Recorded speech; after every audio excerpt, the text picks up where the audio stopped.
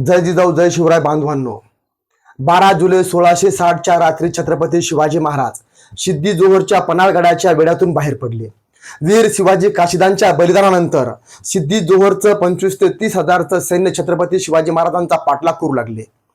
13 जुलै 1660 रोजी घोडखिंड येथे आले असता छत्रपती शिवाजी महाराजांच्या गुप्तहेराकडून माहिती मिळाली की सिद्धी जोहरचं सैन्य लगेच पाठीमागे आलेलं आहे. तेव्हा बाजीप्रभू देशपांडे छत्रपती शिवाजी महाराजांना म्हणतात की राजे, आपण काही मावळे घेऊन विशालगडाकडे निघा. तेव्हा छत्रपती शिवाजी महाराज बाजीप्रभू देशपांडेंना म्हणतात, नाही बाजी, आपण सर्वांनी मिळून या ठिकाणी सिद्धी जोहरच्या सैनिकाचा सामना करायचा, मुकाबला करायचा.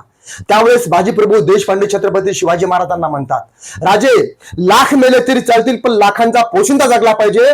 स्वराज्यासाठी आपली आवश्यकता आहे, त्यामुळे आपण काही मावळे घेऊन निघा अशी विनंती केली.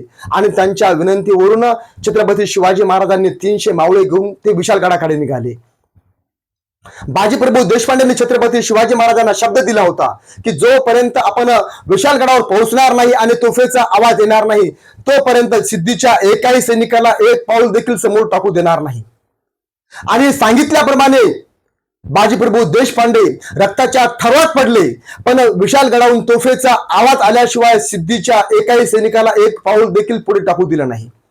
ही बाजीप्रभू देशपांडेंची छत्रपती शिवाजी महाराज व स्वराज्याप्रतीची निष्ठा आपण समजून घेतली पाहिजे.